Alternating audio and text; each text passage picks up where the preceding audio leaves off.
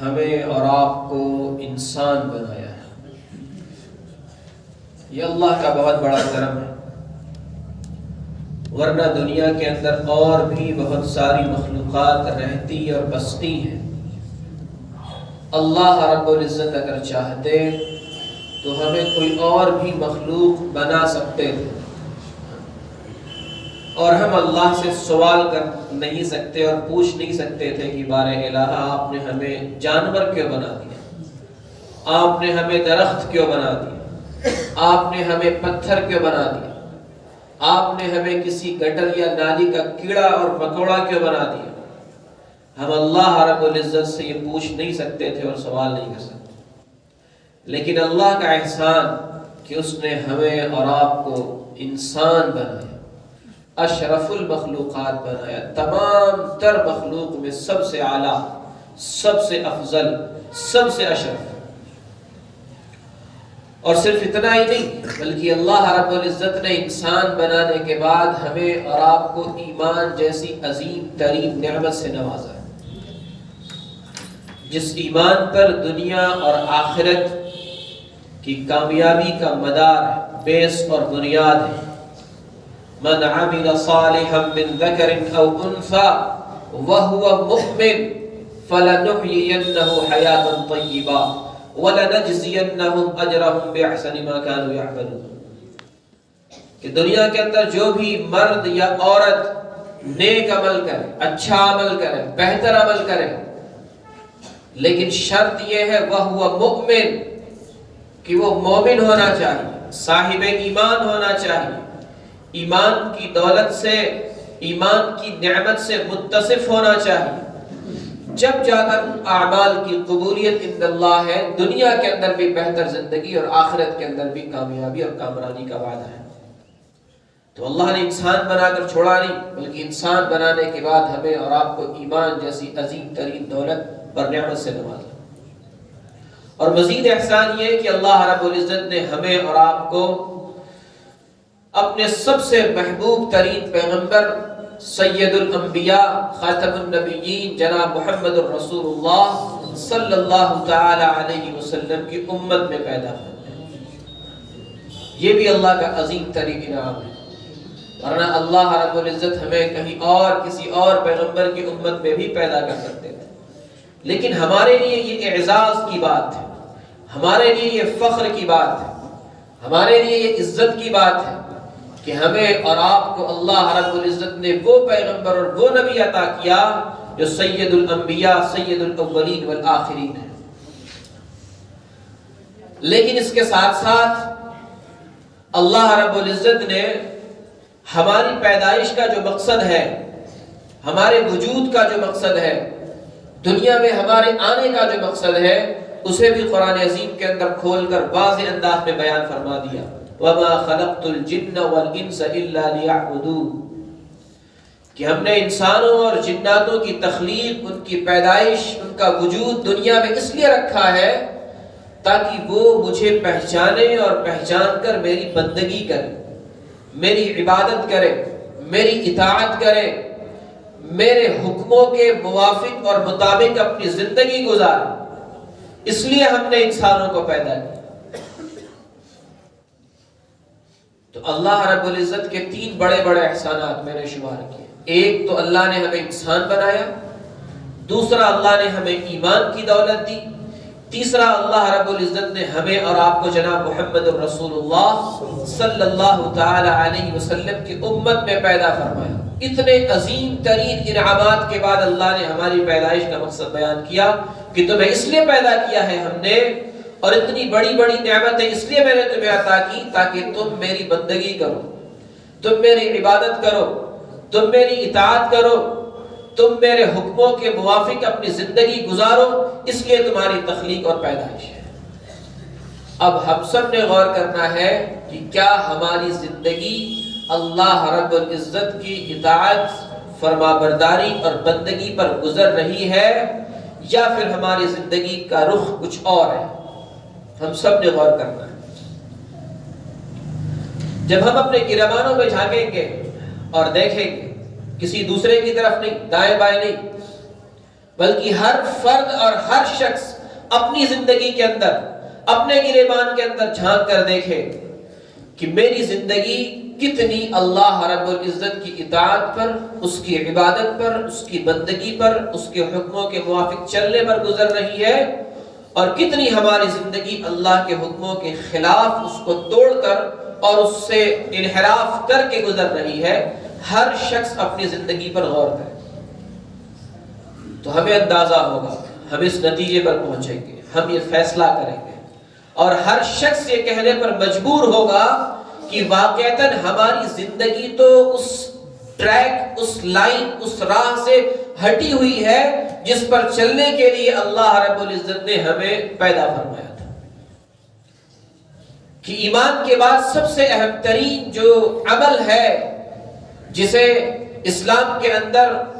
بہت عظیم مقام دیا گیا، جس کے بغیر اسلام کا تصور ہی نہیں، جسے ہم نماز کے نام اور عنوان سے جانتے ہیں، کہ ہماری زندگیوں میں نماز کا کتنا اہتمام ہے،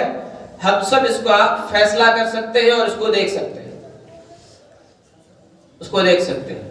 نمازیں ہم نہیں پڑھتے، نمازیں ہماری چھوٹتی ہیں۔ سال بھر میں ایک مہینہ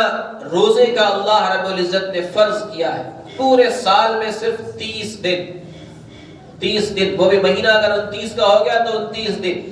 سال کے 365 دنوں میں 29 یا 30 دن اللہ رب العزت نے ہر بالغ مرد اور عورت پر، مقیم پر یہ لازم کیا ہے کہ وہ صبح صادق سے لے کر غروب آفتاب تک اپنے آپ کو کھانے پینے اور خواہشات کی تکمیل سے روکے۔ ہم سب دیکھیں اپنی زندگیوں میں کہ کتنا عمل ہمارا ہے، کتنے روزے کی پابندی اور کتنا اہتمام و التزام اس کا ہم کرتے ہیں۔ ہم سب غور کریں اس کے۔ سال کے اندر اللہ نے ایک مرتبہ ان لوگوں پر جو مالدار ہیں، جو صاحب نصاب ہیں، جن کے پاس مال کی وہ مقدار موجود ہے جس کے اوپر زکوٰۃ لازم اور فرض ہوتی ہے، وہ غور کریں کہ ہم کتنے اہتمام کے ساتھ اپنے مال کی زکوٰۃ نکالتے ہیں۔ ایک ہے سرسری نکال دینا اندازہ کر کے، اور ایک ہے کہ ایک ایک روپے پاکٹ میں موجود ایک ایک پیسے کا حساب کرنا، اور حساب کر کے ٹھیک ٹھیک زکوٰۃ نکالنا۔ اس کا کتنے لوگ اہتمام کرتے ہیں؟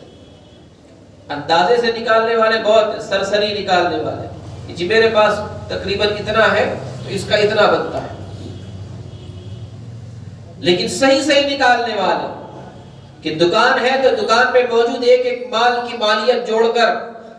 بینک میں بیلنس موجود ہے تو اس بیلنس کو جوڑ کر، پاکٹ کے اندر پیسہ ہے تو پاکٹ سے ایک ایک روپے نکال کر، گھر کے اندر زیورات موجود ہے تو تمام تر زیورات کا وزن کرا کے، اور پھر ان سارے مالوں کی مالیت جوڑ کر کے 2.5% نکالنے والے کتنے لوگ ہیں؟ آپ جب دیکھیں گے، غور کریں گے تو اندازہ ہوگا کہ مشکل سے شاید 2-4% لوگ ایسے ملے، ورنہ 97% لوگ ایسے ملیں گے اولاً تو نکالتے نہیں، اور بعض نکالتے ہیں تو وہ یوں ہی اندازے اور سرسری سے نکال دیتے ہیں۔ اور پوری زندگی میں ایک مرتبہ صاحب حیثیت پر، مالدار پر، جس کو اللہ نے اتنی وسعت دے رکھی ہے کہ وہ بیت اللہ کو جائے اور وہاں جانے کے بعد تمام ارکان کی ادائیگی کے بعد واپس بھی لوٹ آئے اور اس کے گھر کے اندر کسی طرح کی دقت اور پریشانی نہ ہو، اس پر اللہ نے حج کو فرض کیا ہے۔ ہم سب دیکھ لیں کہ ہمارے درمیان کتنے مالدار ہیں جن کے اوپر حج فرض ہو چکا ہے، لیکن ابھی تک جو ہے وہ اس سلسلے میں غفلت کا مظاہرہ کر رہے ہیں۔ ابھی اس تعلق سے کوئی فکر مندی نہیں ہے، کوئی کوشش نہیں، کوئی محنت نہیں ہے۔ اور یاد رکھیے، حج ایک مرتبہ جب فرض ہو گیا کسی پر تو اب وہ اس شخص کے اوپر قرض ہو جاتا ہے۔ ایسا نہیں ہے کہ پیسہ ختم ہو گیا تو فرضیت ختم ہو گئی، پیسہ ختم ہو گیا تب بھی حج اس کے اوپر فرض ہے، اس لیے کہ جس وقت پیسہ تھا اس کے ذمہ اسی وقت حج لازم تھا۔ اس نے کیوں غفلت کی، کیوں کوتاہی برتی، کیوں تاخیر اس نے کی؟ اگر اس کی تاخیر کی وجہ سے بعد میں اگر مال اس کا ضائع بھی ہو جاتا ہے، ختم بھی ہو جاتا ہے، یا کسی بنیاد پر اس کے پاس پیسہ نہیں رہتا، تو اس کا یہ مطلب نہیں کہ حج ساقط ہو گیا اور فرضیت ختم ہو گئی، بلکہ فرضیت بدستور اس کے ذمے باقی رہے گی۔ یہ وہ موٹے موٹے اعمال میں نے آپ کو سنائے ہیں، بیان کیے ہیں، جو اسلام میں فرض ہیں، جو اسلام کے اندر بنیاد کی حیثیت رکھتے ہیں، جن کے اوپر اسلام کی عمارت کھڑی ہے، ٹکی ہے، یہ پلرز آف اسلام ہے۔ ان کے تعلق سے ہمارے یہاں کیا معمول ہے اور کیا اہتمام ہے، وہ ہم سب اس پر غور کر سکتے ہیں۔ باقی چیزیں جو مستحبات کے درجے کی ہیں، جو سنت کے درجے کی ہیں، اور جو دیگر چیزیں ہیں وہ تو چھوڑ دیجیے۔ یہ وہ چیزیں جو پلرز کہلاتی ہیں، جو بنیاد کہلاتی ہیں، جو اہم ترین جو چیزیں کہلاتی ہیں، ان کے تعلق سے ہمارا حال ہے۔ اور ہم یہ نہ سمجھیں کہ ہم نے نمازیں چھوڑ دی، یا ہم نے روزے چھوڑ دیے، یا ہم نے زکوٰۃ چھوڑ دی، یا حج چھوڑ دیا، ہم سے گناہ ہو گیا، زناکاری ہو گئی، بدکاری ہو گئی، بدنگاہی ہو گئی، کسی کو ہم نے دھوکہ دے دیا، کسی کا مال ہم نے دبا لیا، کسی کو ہم نے تکلیف دے دی، کسی کو ہم نے جو ہے اذیت پہنچا دی، کسی کے اوپر ظلم کر لیا، کسی کے جو ہے زمین کو دبا لیا، معاملہ ختم ہو گیا۔ دنیا کے اندر معاملہ ختم ہو سکتا ہے، لیکن اللہ رب العزت کے ایک ایک چیز لکھی ہوئی ہے، ایک ایک چیز لکھی ہوئی ہے۔ حضرت لقمان علیہ السلام نے جب اپنے بیٹے کو نصیحت کی تھی، جن نصیحتوں کو قرآن عظیم نے نوٹ کیا اور نقل کیا ہے، ان میں سے ایک نصیحت یہ بھی تھی، یا بنی انہا ان تک مثقال حبۃ من خردل، کہ اے میرے بیٹے، تمہارا کوئی بھی عمل خواہ وہ رائی کے دانے کے برابر ہی کیوں نہ ہو۔ رائی کا دانا، سرسوں کا دانا کتنا معمولی اور باریک سا ہوتا ہے۔ فرمایا تمہارا کوئی بھی عمل خواہ اچھا ہو یا برا ہو، نیک ہو یا بد ہو، اگر وہ رائی کے دانے کے برابر بھی ہو، یعنی اتنا معمولی اور مختصر بھی کیوں نہ ہو، فَتَكُنْ فِي صَخْرَةٍ أَوْ فِي السَّمَاوَاتِ أَوْ فِي الْأَرْضِ، اور پھر وہ معمولی درجے کا عمل خواہ کسی چٹان کے اندر ہو، آسمان کی بلندیوں میں ہو، یا زمین کی تہ میں ہو، یأتی بِهَا اللہ، یہ نہ سمجھنا کہ اللہ رب العزت تمہارے اس مختصر اور معمولی عمل سے جو ہے غافل ہے، اللہ کو معلوم نہیں ہے، اللہ کو پتہ نہیں ہے، یہ نہ سمجھنا یأتی بِهَا اللہ، اللہ رب العزت تمہارے اس مختصر سے عمل کو بھی بروز محشر لوگوں کے سامنے لا کر حاضر کر دیں گے، لوگوں کے سامنے لا کر حاضر کر دیں گے۔ ہم یہ نہ سمجھیں کہ ہم تو بند کمرے میں ہیں، ہم تو شہر سے باہر ہیں، ہم تو ایسی جگہ ہیں جہاں ہمیں کوئی جاننے والا نہیں ہے، یہاں کچھ بھی کرتے رہیں، کسی کو کیا پتہ ہے، کسی کو کیا خبر ہے۔ یقیناً ہمارا تعلق والا کوئی وہاں نہیں، ہمارے گھر کا کوئی بندہ وہاں نہیں، ہمارے شہر، ہمارے محلے کا کوئی بندہ اس جگہ موجود نہیں، یا دنیا کی کوئی مخلوق وہاں موجود نہیں ہے، لیکن اللہ رب العزت کی نگاہیں وہاں بھی آپ کے اوپر موجود ہے۔ اللہ رب العزت کے متعین کردہ فرشتے کرامن کاتبین یعلمون ما تفعلون، آپ اپنے بازوؤں کو کاٹ کر کہیں نہیں جا سکتے، آپ کے دونوں بازو کے اوپر جو اللہ کی طرف سے فرشتے مامور ہیں وہ آپ کے ساتھ موجود ہوتے ہیں، اور آپ کے اس عمل کو نوٹ کر رہے ہوتے ہیں، لکھ رہے ہوتے ہیں۔ آپ یہ نہ سمجھے کہ جی ہم تو یہاں ہیں، کون دیکھ رہا ہے۔ کرامن کاتبین یعلمون ما تفعلون، انہیں سب خبر ہے، انہیں سب خبر ہے۔ اور اتنا ہی نہیں، کرامن کاتبین ہی نہیں، بلکہ قرآن عظیم میں تو اللہ رب العزت نے یہاں تک بیان فرمایا کہ انسان کے جسم کے جو اعضاء ہیں وہ انسان کے ہر عمل پر گواہ بنیں گے، انسان کے ہر عمل کو وہ اللہ رب العزت کے سامنے کھول کر بیان کریں گے اور بتلا دیں گے کہ اس نے اپنے ہاتھوں سے کیا کیا، اپنے پاؤں سے کیا کیا، اپنی آنکھوں سے کیا کیا، اپنے دل دماغ سے اس نے کیا سوچا ہے۔ اللہ رب العزت کے سامنے وہ ساری تفصیلات اور وہ سارے ڈیٹیلز کھول کر رکھ دیں گے۔ اليوم نختم على افواههم وتكلمنا ايديهم وتشهد ارجلهم بما كانوا يكسبون۔ انسان یہ نہ سمجھے کہ جی ہم تو اکیلے ہیں، یہاں کوئی نہیں ہے، بلکہ اللہ رب العزت آخرت میں آپ کی زبان پر تالے لگا دیں گے اور آپ کے ہاتھوں کو اور آپ کے پاؤں کو اور آپ کی نگاہوں کو اور آپ کے جسم کے اعضاء کو گویائی اور تکلم کی صفت عطا کریں گے، اور جس طرح دنیا میں زبان سے آواز آتی ہے آخرت میں آپ کے جسم کے اعضاء سے آواز آئے گی، جسم کے اعضاء سے آواز آئے گی، ہاتھوں سے آواز آئے گی، پاؤں سے آواز آئے گی، سر سے آواز آئے گی، آپ کی آنکھوں سے آواز آئے گی۔ آپ حیران ہو جائیں گے کہ یہ کیا ماجرا ہے۔ لِمَ شَهِدْتُمْ عَلَيْنَا، اے میرے جسم کے اعضاء تم میرے خلاف گواہی کیوں دے رہے ہو؟ تم کیوں میرے خلاف اللہ کے سامنے میری حرکات کو اور میری سکنات کو اور میری برائیوں کو کھول رہے ہو؟ میں نے اگر کچھ غلط کیا تو تمہارے لیے کیا تھا، تمہاری راحت کے لیے، تمہارے سکون کے لیے، تمہارے چین کے لیے، تمہیں جو ہے دنیا کے اندر ہر طرح سے فیسیلیٹیٹ کرنے کے لیے کہ تاکہ تم پرسکون رہو۔ اس لیے میں نے چوری کی تھی، اس لیے میں نے ڈاکہ ڈالا تھا، اس لیے میں نے لوگوں سے رشوتیں لی تھی، اس لیے میں نے لوگوں کی زمینیں دبائی تھی، اس لیے میں نے لوگوں کو ضد کیا تھا اور تکلیفیں پہنچائی تھی۔ تم میرے خلاف گواہ بن گئے، تم میرے خلاف گواہی دینے لگے۔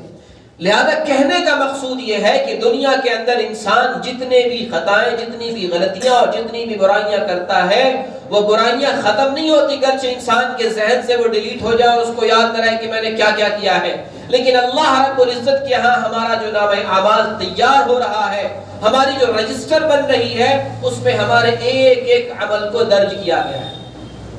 ایک ایک عمل کو درج کیا گیا ہے۔ اب انسان سوچے گا اللہ اللہ، میری زندگی تو 50 سال ہو گئی، میری زندگی تو 60 سال ہو گئی، میری زندگی تو 70 سال ہو گئی، اور نہ معلوم میں نے کتنے خطائیں کی ہیں اور غلطیاں کی ہیں اور برائیاں کی ہیں اور کتنی سنتوں کو توڑا ہے اور اللہ کے کتنے حکموں کو چھوڑا ہے۔ لہذا وہ سب کا سب جب نوٹ ہے اور اللہ کے سامنے وہ سب پیش ہو جائے گا تو میری مغفرت کیسے ہوگی، میری معافی کیسے ہوگی، اللہ کے نجات کا اور بچاؤ کا راستہ کیا ہوگا؟ تو اللہ رب العزت کا احسان ہے ہم سب کے اوپر کہ اللہ رب العزت نے دنیا ہی میں انسانوں کو اس جانب متوجہ کیا، اور اسے اس سے پہلے کہ اس کی موت طاری ہو، اس کی سانسیں رکیں اور آنکھیں بند ہو، انسانوں کو اس جانب متوجہ کیا اور جناب محمد الرسول اللہ صلی اللہ علیہ وسلم کی زبانی قرآن عظیم کے اندر اعلان کروایا،